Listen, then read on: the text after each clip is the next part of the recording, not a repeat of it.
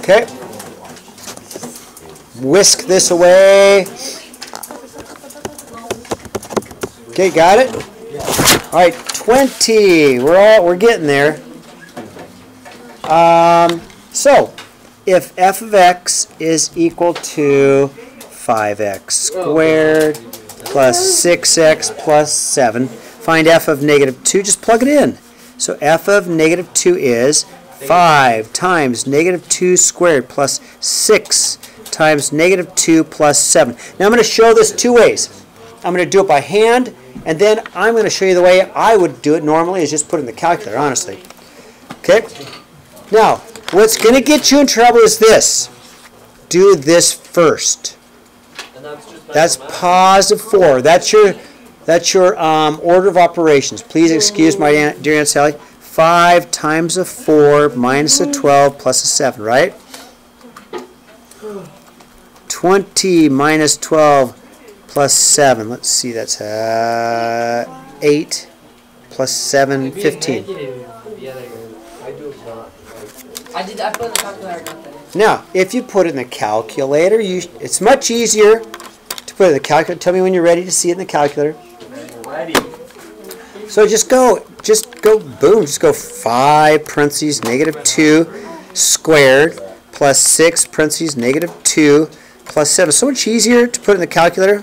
There it is. Now we don't have to worry about order of operations. Let the calculator do the work, right? Okay, got it? 21. How am I doing, okay? Okay, factor. Well, I might have lost it. No, I don't know. Yeah, so it's going to be part 1 and part 2 because it's such a long video, okay? Okay, 21. Factor 3x squared y minus 12xy. Okay? So, this is called common factoring. They both have a common multiple of 3. They both have an x in common, and they both have a y in common. This is common factoring. If I take out a 3xy out of the first term, all we'd be left with is an x. If I take a 3xy out of the second term, remember I'm dividing it out, I'd have a 4. That's all. Wait, 3xy times... Now, sure, and if you want to check it, this times this has to make that, right?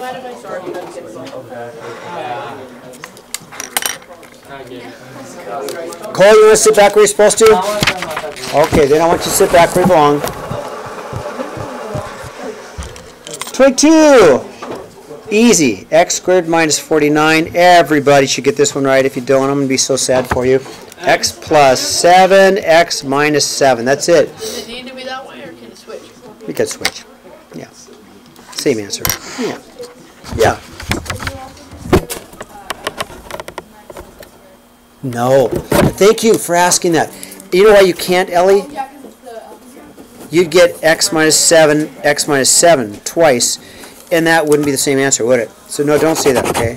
Stretching or question? Does this need to have 2 answers? Great. Okay, great question. Shh. No, let me answer this question. Landon, there's no equal sign in this problem at all, is there? So that you're done, right? Okay. 23. If there was an equal sign, you'd need to solve, right? 23, we have a x squared minus 2x minus 15, right? Yep, x, right? Negative 5, positive 3. And then we would stop there. We won't solve because there's no equal sign, right? Wait, is this the double smiley? Yeah. No. Well, You can check, right? There's your negative 2. you better check on that. Double smiley, double So rainbow. this one is really good. Sure, to check the negative 2, sure. Okay. Oh, did I forget 24? Well, there you go. Math teacher can't count, huh? Oh, it happens. Welcome to the club. Yeah, pretty much. You're not a math teacher. 25. There's no 24. No, I forgot. What a realization. No 24. Hey, guys. There's 24 right there. How's that? Guys, there's no There's 24 is right there. get it, because there's no. Okay, right? 4 and 6, right? 2 times 2 square roots of 6, right? 4 square roots of 6, right? No, you'll get it wrong. Because 2 square roots of 24 is a decimal answer that never ends. So if you want to get the exact answer, you'd have to give me the very last decimal. And the very last decimal is found when you get to infinity, and you can't get there. Can you sign up for him for tomorrow? Oh, we have a test tomorrow. Can you do it? Yeah. We'll work, We have to leave at noon. we'll work it out. We'll figure it out. You'll be here Thursday, though, right? Okay. 26, right? Okay, I've got 3 square roots of 3 times 2 square roots of 6. Okay, we're going to get 6 square roots of 18. Can we stop there? Nope, because 18 can be broken down into 9 times 2. So then we're going to be like 18, 30. You're ahead of me, of course. Yes, 6 times 3 square roots of 2. And like Isaac said, it is 18 square roots of 2. Nice job, Isaac. Oh, okay, yeah. Nice job, Isaac. Okay, how am I doing? Hang in there, you guys. We're going to make it. We're going to make it. 27. We're close to the end. 27. 3 square roots of 27 plus 2 square roots of 75. Okay? Let's break them down. 9 and 3, right? 25 and 3, right? Okay. Square root of 3 is 3. Square root of 25 is 5.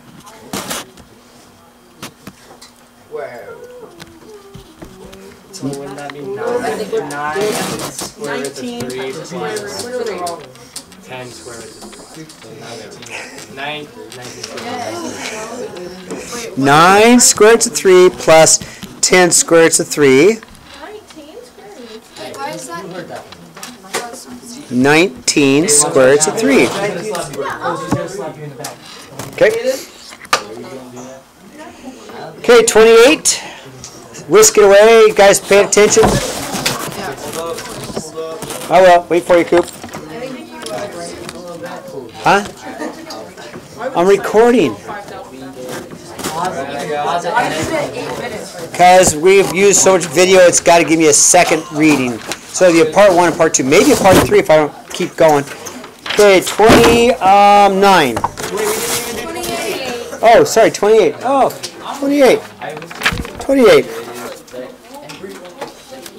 3 over the square root of 5. So, there's a rule that you can't have a square root in the bottom. So you fix the problem with the problem, right? Square root of 5, square root of 5, right? Fix the problem with the problem.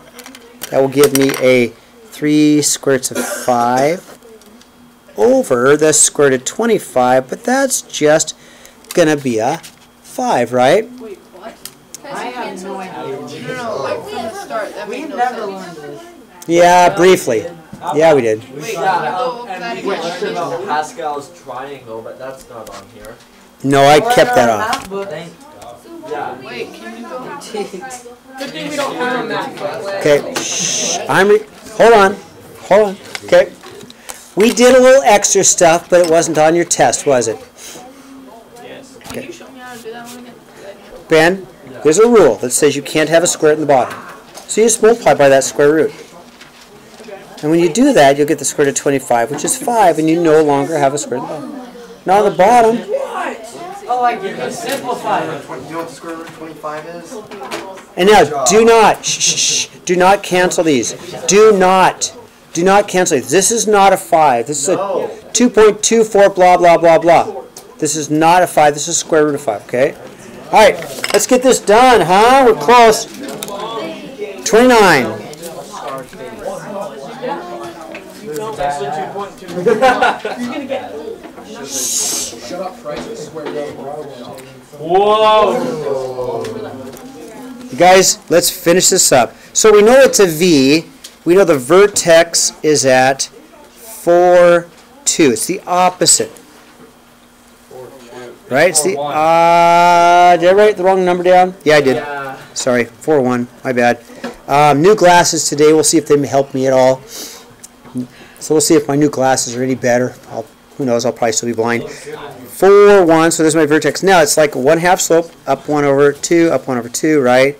So same thing. So here's my absolute value graph. Right? Can you send that to kind of Okay. So vertex opposite of that. Right? Opposite of that. It's a V.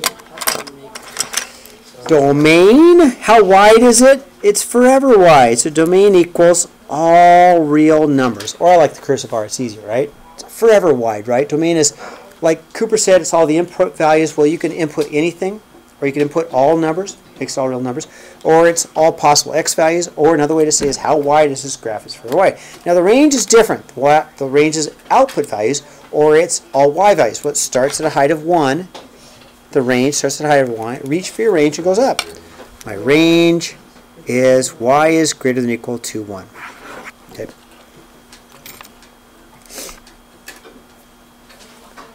$30. Okay. I'll do 30 on a separate sheet of paper. Okay, everybody have that? 4 minutes. Seriously? They have 4 minutes. Oh. Cool, we have Okay, 30. Well, that's what I'm trying to record. Okay. 7, 11, 15. No, but I'll give it to you, okay? Okay. Can't we do a linear function like this? Yeah, you can, but to find the 40th term is tough. Okay? So we do the A one. Yeah. So what I'm going to do is I'm going to go back to an old formula. A of n equals A1 plus n minus 1 times d. Okay, that's the formula. I'm going to circle that because that's the formula I'm going to want to use on the test, right? And I want to find the 40th term. So we're going to go A of 40 equals 7 because that's my first term, plus 40 minus 1 because that's my 40th term. And d, I'm going up by 4s. So I have to just use a calculator to get my answer. So I'm going to go, all right, I can do that. I can go 7 plus 40 minus 1 times 4, 163. Where did the times 4 come from again? Let me write down the answer and I'm explain, okay? D stands for the difference between each term. So that's Right. plus 4. Yeah. Yeah. Okay, 31 is a geometric one. 2, 8, 32, 128, 512, ... Now we need the 10th term. So there's 2 ways. You can keep making it, because we got 1, 2, 3, 4, 5. You keep making to the 10th term. Or I'm just going to use a formula. A of n, A1, R to the n minus 1. Now, Bijou, R is the multiplier, which in this case we're multiplying by 4 each time, aren't we? So we're going to go A of 10 is 2, 4 to the 10 minus 1 power. Okay? Calculator.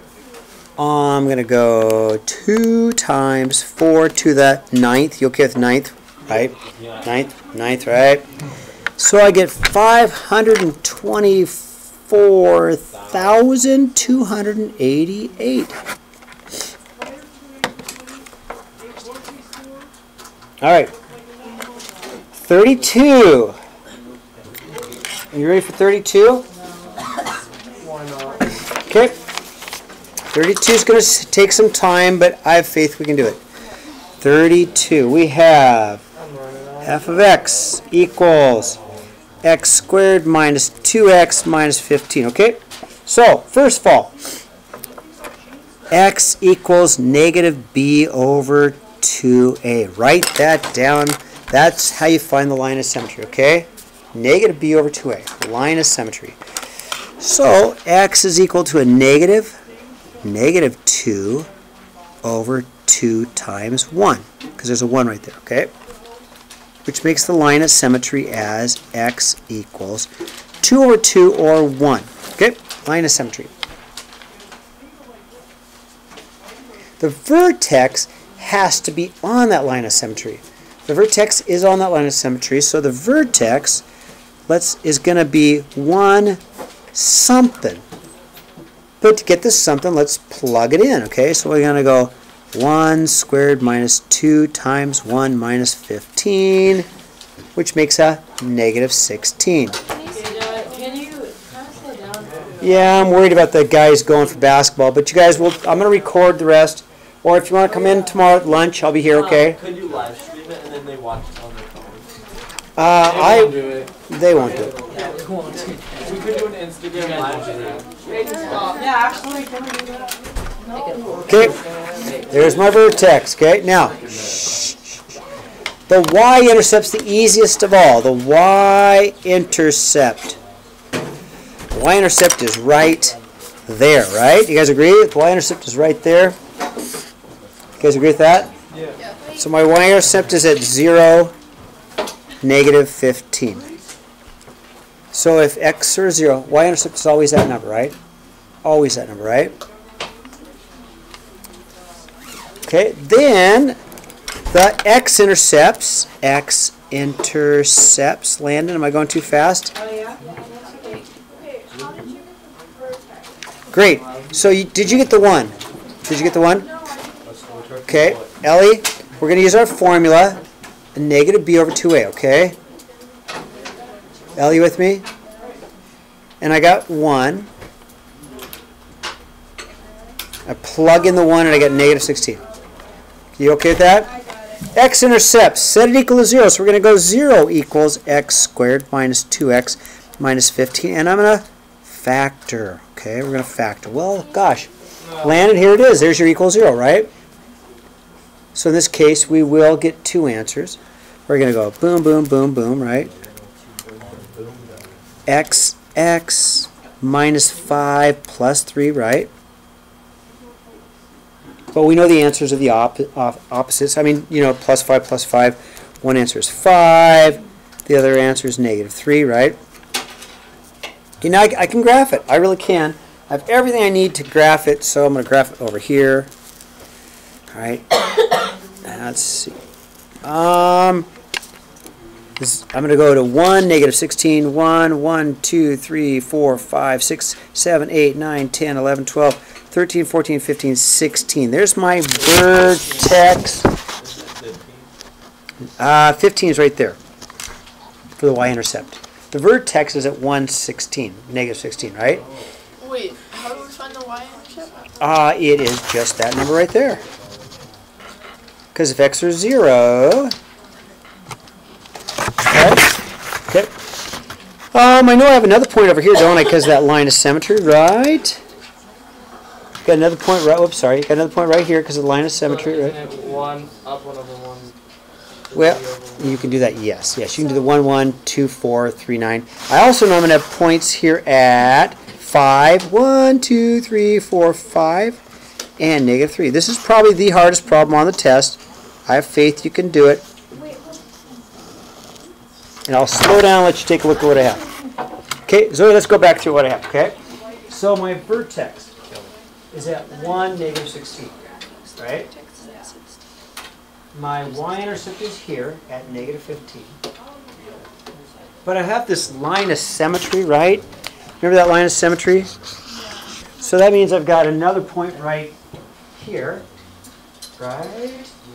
Another point there, right? And then my x-intercepts, let's put my x-intercepts here at 5 and negative 3, okay? We've done this. Okay, and last one, 33. Are we ready? 33. No, it's easy.